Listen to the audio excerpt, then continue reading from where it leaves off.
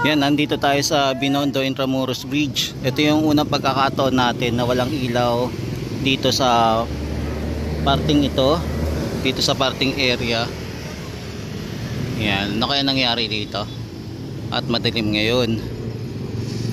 Yan, walang ilaw. Ang meron lang ilaw yung nasa gitna. Tapos yung doon banda may ilaw.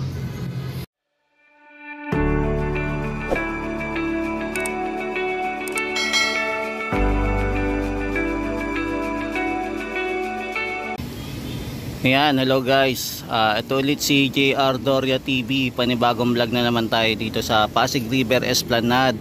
Ngayon pong araw ay Wednesday at October 2, 2024. Ayan, panibagong vlog na naman tayo ngayong gabing ito. Ikot-ikot lang tayo, alamin natin kung ano yung latest improvement dito sa Pasig River Esplanade. So tara, ikot-ikot na tayo guys. Yan, sa pagkakataong ito, sarado po yung ramp. Sarado pa rin. Hindi pa rin po in-open. Mukhang wala pa rin pong gumagawa dito sa area para i-finish itong ramp na to papunta doon sa roof deck. Yan, kung makapansin po natin. Tapos dito sa stairway papunta Binondo Intramuros Bridge, sarado pa rin po, hindi pa rin po na-open.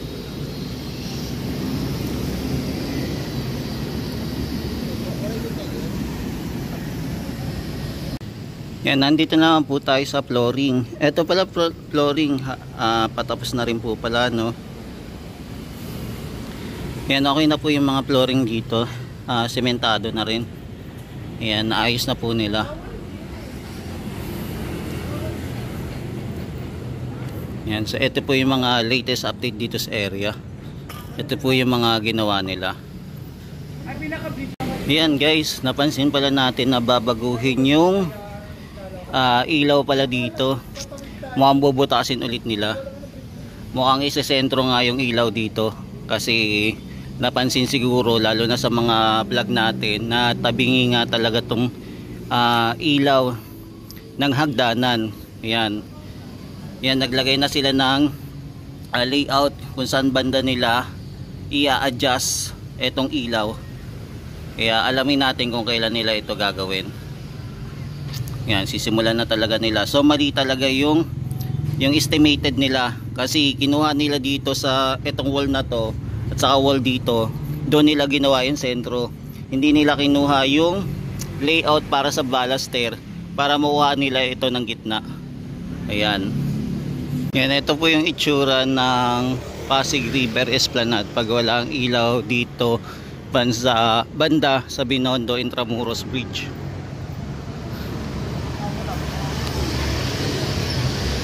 Yan, so dito pa baka lalagyan nila. Testing naman, no, ng pailaw. Yan, abangan natin yung dito naman maglalagay ng ilaw. Dito naman po tayo malapit sa Mexico Plaza. Yan, kung mapapansin po natin, meron pa rin pong vandalism dito, hindi pa rin po natatanggal. Tapos ito, okay na yung cobblestone dito, ayos na. Yan, ayos na yung mga cobblestone na sementoan na maayos. Dito na lang gagawin yung sunod naman.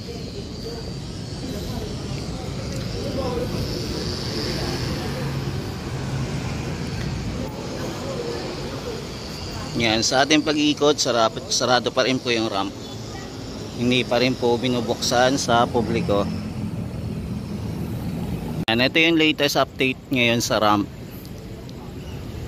Sa ngayon wala pa rin po tayo napansin na pagbabago. So same pa rin. So abangan natin kung kailan nila tatapusin ito.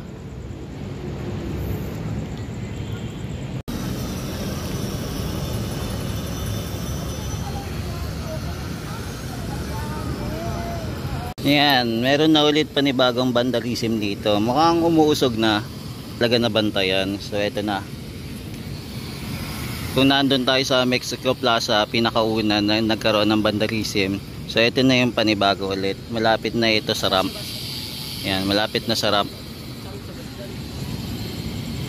Yan, meron na din po palang vandalism doon, no. Ayan, unti-unti lang dumadami, no. Grabe. Ayan, paano kaya mapipigilan itong mga ganitong pangyayari, no? Magaganda yung park pero unti-unti rin naman nasisira dahil sa mga taong nakatira dito sa Maynila. Kumbaga binababoy nila yung paligid dito. Kuya, pinapainis niya itong cobblestone. Tuloy-tuloy pa rin yung pagpapakinis niya. Dito pala yung cobblestone, hindi pa nasesementohan, no? Yung doon parte pa lang pala yung nasesementohan. Ayan, patapos na siya. Dito sa part dito sa may tunnel, hindi pa nasesementohan yung cobblestone. Ayan, marami pang ayusin. So abangan natin kung kailan matatapos. Yan, Wednesday po ngayon. Mapapansin natin marami pa rin namamasyal dito sa area.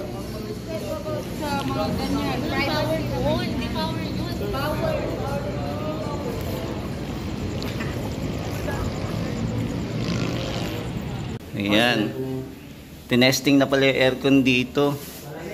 Malamig na, malamig na. Ayan, gumagana na. Oh, ayan, oh.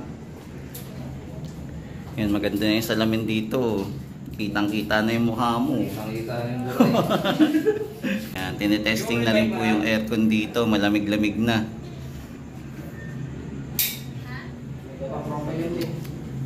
Yan. Pwede na tayong tumambay dito. Sir, may wifi na susunod. May wifi na rin sa susunod. Kaya manalo. Abangan natin yung wifi, ha. Nakakabit na aircon eh. Ayan, dito na po tayo sa CR ng panlalaki. Ayan. So ito naman silipin natin. Oh, ito may salamin na rin, no. Laki na ng pinagbago. May salamin na rin. Ayan. Tapos may mga harang-harang na din dito. May division na. So unti-unti nang gumaganda. Ayan. At least na testing natin, di ba? Nasubukan natin dito magpalamig. Ang ganda.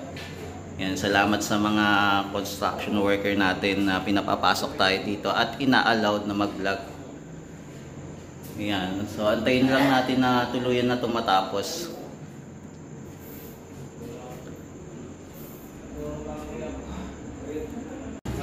Ayan, yung ceiling po, tapos na rin yung ceiling. So lalagyan na lang po ng ilaw para tuluyan na matapos. Ito po yung pintuan dito, panalo. Makapal-kapal to. Diba? Ang ganda ng design. Ang laki. Buksan natin, ilaw. Ayan. Ito yung design ng pintuan dito sa Pasig River Esplanade. Mala old school ang dating. Ikot-ikot pa tayo, guys. Nakapasok na tayo dito sa CR. So sa ibang lugar naman tayo pupunta. Dito pa rin tayo sa Phase 1C. So silipin naman natin itong kainan. Ito yung mga kainan dito, temporary lang, ha. Hindi pa to yung pinaka final talaga. Testing pa lang to. Etong mga nagtitinda dito, libre lang naman. Wala pa po silang bayad. Pang basar lang naman. Kaya kung may time kayo bumisita dito sa Pasig River Esplanade, ayan, kain na rin po kayo dito. Yan, sila yung mga kasama dito sa team, yung Live, Love, Eat, Peace Stop. Yan, yung Jose's Quesos at saka fruit shake. Tapos meron din tayong kape dito, Kohi Avenue. Ayan yung mga available. Tapos ito yung fountain. Ayan, abangan natin tong fountain na. So confirm talaga yung fountain. Babaguhin yung design. Ayan, sabi na rin ng ating nakausap na pinaka-head ng construction worker. Ayan, ngayong Wednesday po, marami pong namamasyal dito sa Pasig River Esplanade. Kahit hindi po siya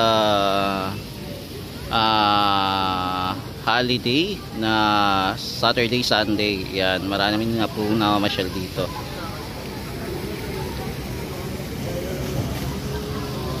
Ayan, kaya din na may napapansin din pala tayo mga vandalism dahil hindi pa talaga ito totally tapos, hindi pa properly na ito turn over.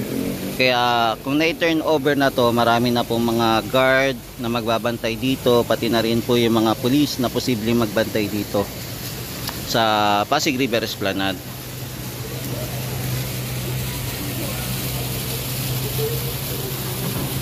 Open na rin po pala yung panachos dito. Ayan, meron na din palang anong tawag dito. Ayan, meron na din pala mga souvenir dito. Ayan, may mga souvenir na po. Pwede po kayo mamili dito ng souvenir. Available po dito sa Pasig River Esplanade. Ayan. So ayan, maganda ng souvenir. Ayan. So punta na po kayo dito. Sa may entrance lang po ito, malapit. Kasi yan, no, makikita natin itong mga barbecue na niluluto.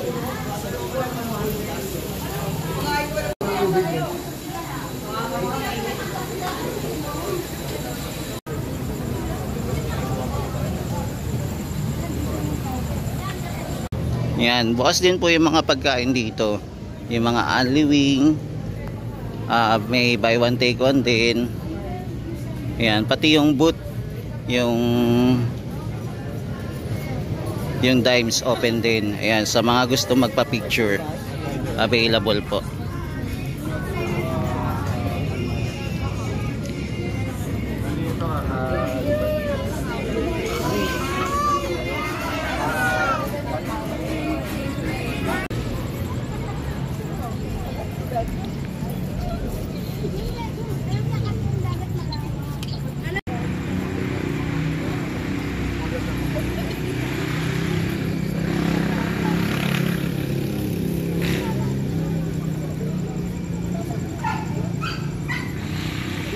Yan, silip naman tayo sa rooftop or upper deck. Napansin natin maraming namasyal ngayon kasi maraming nakapark na motor. Ayan, dito po yung mga parking lot na motor available po. Yan, no, binakbak na pala itong parang yung simento niya. Diba dati parang naka-island siya. Yung parang pang PW, yung may ramp na konti. Yan, binago na nila. Inaayos na. Tapos ngayon sarado pa rin po itong area na to. Ayan, abangan natin kung kailan sila magbubuhos ng semento dito. Ang gagawin pala dito sa lugar na to, sa taas, gagawin siyang waterproofing. Waterproof cement. Ayan, para yung mga tubig talaga aagos talaga. Hindi mag-i-stick sa isang lugar lang. Yan, abangan natin. Yan, punta naman po tayo sa Phase A and B. Doon naman tayo punta. Silipin naman natin yung area doon sa kabila.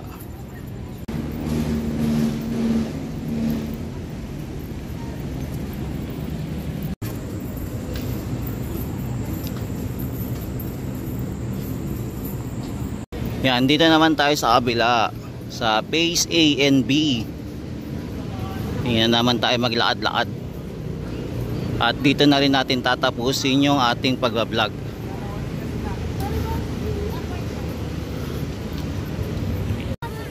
Yan, kung mapapansin din natin, marami din palang namamasyal dito ngayong Wednesday.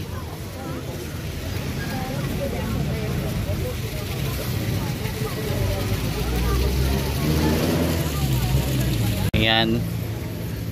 So dati yung mga pumupunta pa tayo ng yung mga September, halos konti lang na masyal, pero ngayon eto, kahit Monday to Thursday, marami na pong pumupunta dito para silipin yung Pasig River Esplanade.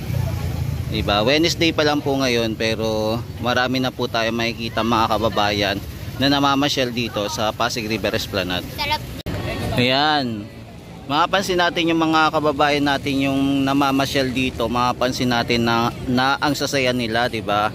Lalo na kung makikita natin yung mga grupo-grupo na masyal, nagpapapicture.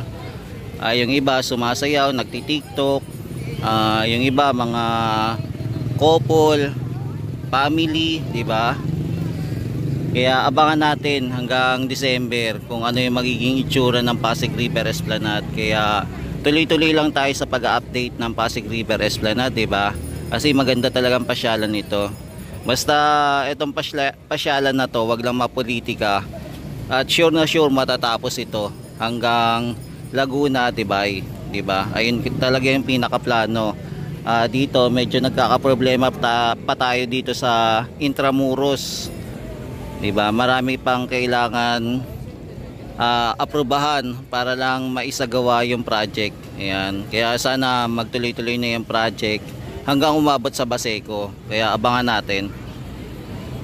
Ayan, sa pasyalan dito sa Maynila, hindi mawawala talaga yung mga vendor, mga street vendor. Ayan.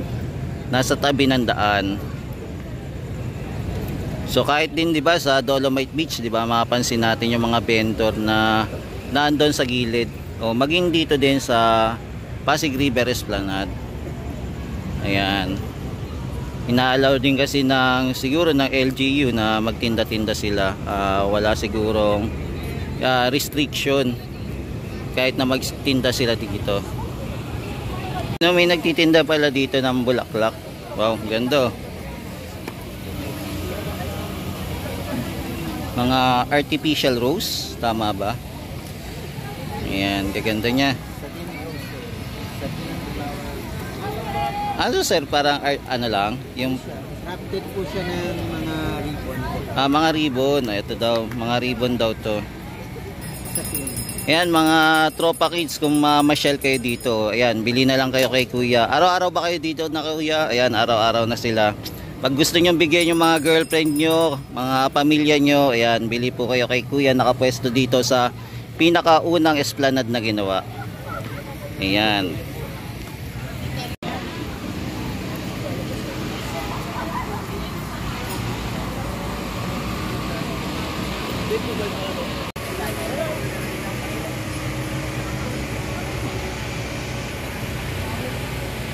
Yan mga tropa kids, dito na natin tatapusin ang ating latest update dito sa Pasig River Esplanade. Ayan, balikan natin ito bukas. Mag live update naman tayo dito sa Pasig River Esplanade. Ayan, so abangan nyo po ulit guys yung ating live sama-sama muli tayo, magchikan po ulit bukas, magkulitan about sa mga nangyayari dito sa Pilipinas. Alam ko na lalo na sa mga taga-ibang bansa, di ba? Sasabik din tayo na malaman kung ano ba yung mga pangyayari dito sa Pilipinas at maging dito sa project ni PBBM dito sa Pasig River Esplanade. Ayan, maraming salamat guys sa mga supporters natin at sa mga maging lalo na din sa mga bashers diyan na makukulit na ang ginawa na lang manira lalo na sa ating administrasyon. Imbis na makipagtulungan na lang at makipag-participate, ayan. Ayan, kaya salamat din. Ayan, ingat din pa rin kayo.